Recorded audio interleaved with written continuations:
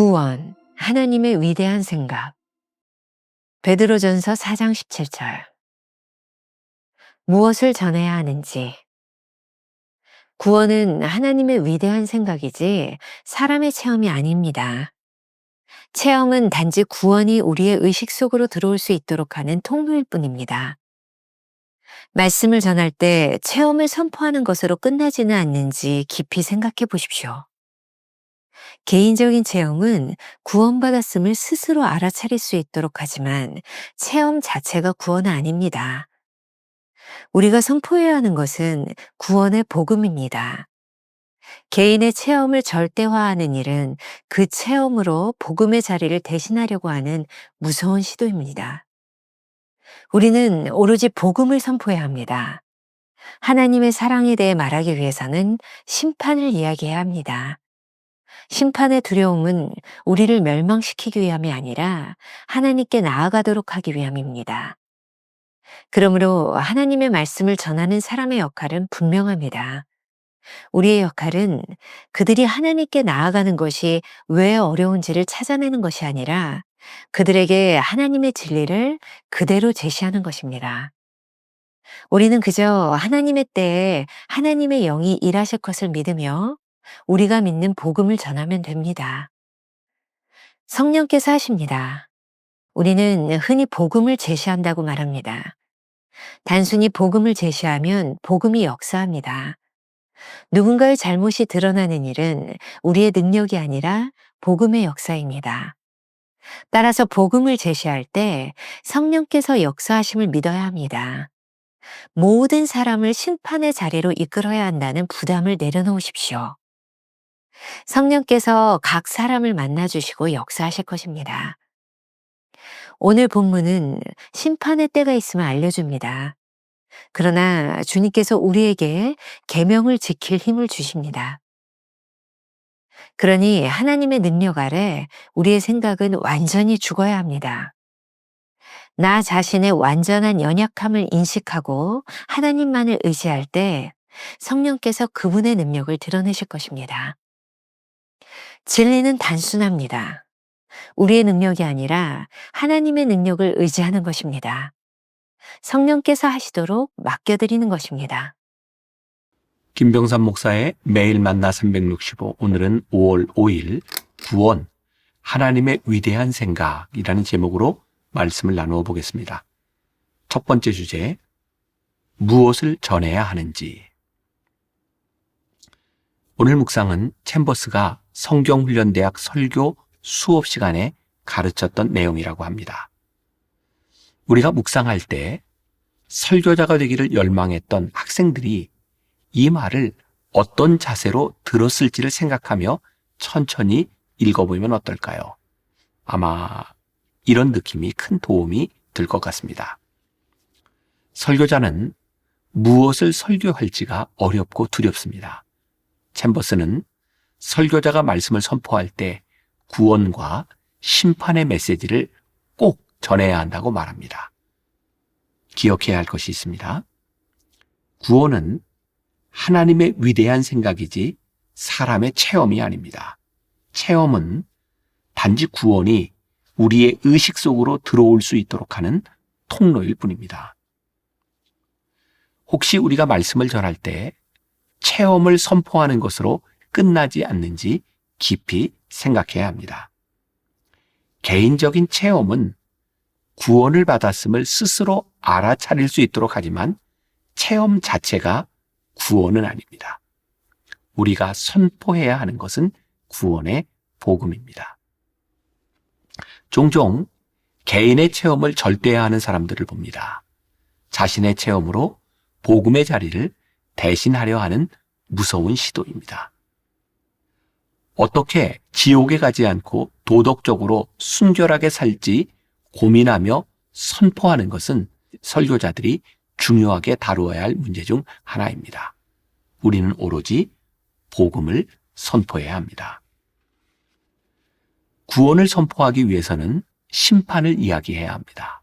무섭다고 선포하기 주저해서는 안 됩니다. 하나님의 사랑에 대해 말하기 위해 심판을 이야기하는 것이기 때문입니다. 심판의 두려움은 우리를 멸망시키기 위해서가 아니라 하나님께 나아오도록 하기 위한 것입니다. 그러므로 하나님의 말씀을 전하는 자들의 역할은 분명합니다.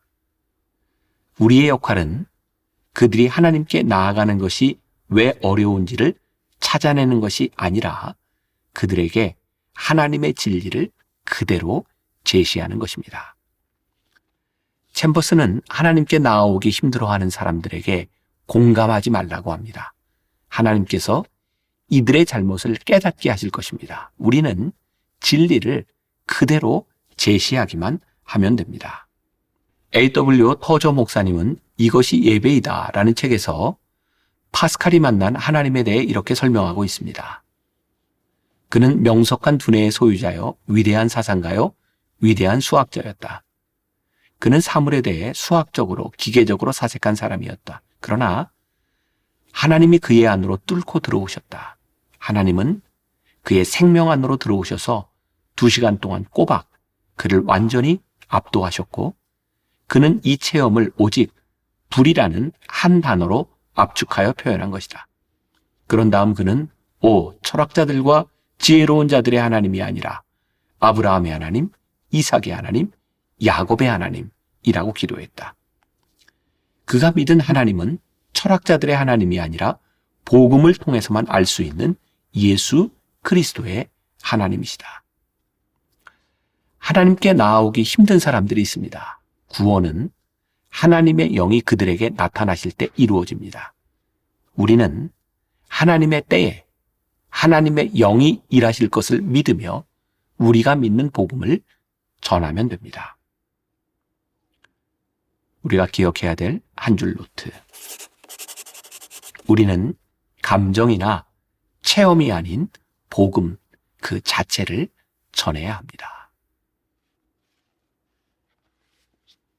두 번째 주제, 성령께서 하신다. 우리가 흔히 복음을 제시한다 라고 말합니다. 무슨 의미일까요? 단순히 복음을 제시하면 복음이 역사합니다. 누군가의 잘못이 드러나는 것은 우리의 능력이 아니라 복음의 역사입니다. 죄가 드러나는 것은 성령께서 하시는 일입니다. 그러므로 설교자의 역할과 성령님의 역할은 분명하게 구분됩니다. 설교자는 복음을 제시하고 성령님께서는 역사하심을 믿어야 합니다. 설교자에게 가장 큰 두려움이 무엇인가요? 지금 설교를 듣고 있는 모든 사람들을 심판의 자리까지 이끌어야 한다는 부담입니다. 그러나 염려하지 마십시오. 성령께서 각 사람을 만나주시고 역사하실 것입니다. 오늘 본문 베드로전서 4장 17절 하나님의 집에서 심판을 시작할 때가 되었나니 라는 말씀을 통해 심판의 때가 있음을 알려주고 있습니다. 주님께서 주신 계명을 우리가 잘 지켰는지 지키지 못했는지 심판하십니다. 만일 주님께서 우리에게 계명을 지킬 힘을 주시지 않는다면 주님은 거짓말쟁이입니다. 또한 우리가 순종할 만한 능력이 없어서 계명을 지키지 못했다고 하면 이는 하나님께서 무언가 고려하지 못하셨다고 말하는 것과 같습니다. 여기서 우리가 기억해야 할 것이 있습니다. 주님은 거짓말쟁이가 아닙니다. 하나님께서 무언가 잘못 생각하고 계시다는 말도 옳지 않습니다. 이런 말들은 자신을 의지하기 때문에 나오는 불평입니다. 하나님의 능력 아래 우리의 생각은 온전히 죽어야 합니다. 기억하십시오. 나 자신의 완전한 연약함을 인식하고 하나님만을 의지할 때 성령께서 그분의 능력을 드러내실 것입니다. 진리는 단순합니다. 우리의 능력이 아니라 하나님의 능력을 의지하는 것입니다. 우리의 능력을 의지하지 않는 것은 곧 하나님의 방식을 의지하는 것입니다. 하나님의 말씀대로 사는 것입니다. 오래전 미국에서 있었던 일입니다. 아마 비슷한 이야기를 들어본 경험이 있을지 모르겠습니다. 한 젊은 여인이 공중전화 박스에 갔다가 문이 열리지 않아 한참 동안 소동을 벌인 일이 텍사스주 댈러스에서 있었습니다. 아무리 문을 열려고 애써도 헛수고였습니다. 기진할 대로 기진한 여인은 잠시 생각하다가 전화국에 전화를 걸어 도움을 청했습니다. 급히 달려온 전화국 직원이 단 1초 만에 문을 열었습니다. 문을 여는 데는 기술도 아무런 열쇠도 필요하지 않았습니다.